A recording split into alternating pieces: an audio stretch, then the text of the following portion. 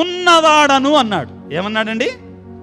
ఉన్నవాడను అన్నాడు. నిర్గమకాండము 3వ అధ్యాయము, నిర్గమకాండం 3వ అధ్యాయం 14వ వచనములో ఈ విధంగా పలుకుతా, దేవుడు మోషేతో నేను ఉన్నవాడను అనెను, మరియు ఉన్నవాడు నన్ను మీ కడకు పంపెను అని ఇశ్రాయేలుతో చెప్పమన్నాడు. దేవుడి పేరు ఏంటంటండి?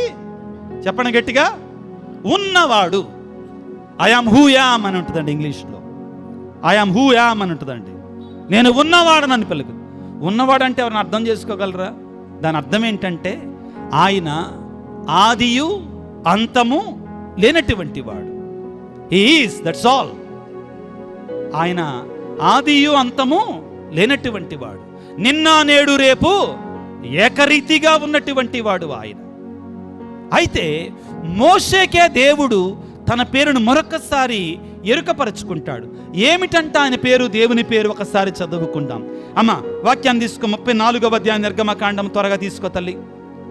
నిర్గమకాండం 34వ అధ్యాయము 5వ వచనం నుంచి చదువుకుందాం దయచేసి. ప్రభువు మేఘము నుండి దిగివచ్చి మోషే ఎదుట నిలవబడి తన నామమును, తన పేరును వెల్లడిస్తున్నాడు. వినండి, దేవుడి పేరంటండి. ఏం పేరంటండి దేవుడి పేరు? వినండి ప్రియులకు దేవుని బిడ్డలారా. ప్రభువు మోషే ముందు సాగిపోవచ్చు ఇట్లు ప్రకటించెను, ప్రభువు ప్రభువు అతడు కరుణామయుడు, దయాపరుడైనటువంటి దేవుడు. హల్లెలూయా, హల్లెలూయా. నీ దేవుడు ఎటువంటి వాడండి? కరుణామయుడు, దయగలిగినటువంటి వాడు, ఆయన ప్రేమ కలిగినటువంటి వాడు. ఆ తర్వాత వాక్యాన్ని చదువు తల్లి. సులభంగా కోపపడడు,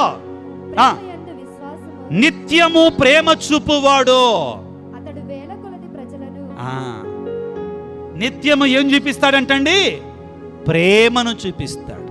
నీ దేవుడు నీకు శాంతినిచ్చేవాడు, కరుణామయుడు, దయగలిగినటువంటి వాడు, నీ మీద నిత్యము ప్రేమను చూపించేవాడు, నేను ప్రేమతో నింపేటువంటి వాడై ఉన్నాడు. ప్రియులకు దేవుని బిడ్డలారా, ఆ ప్రేమామని దగ్గరికి వెళ్ళాలి మనందరము కూడా, ఆ కరుణామని దగ్గరికి వెళ్ళాలి మనందరము కూడా.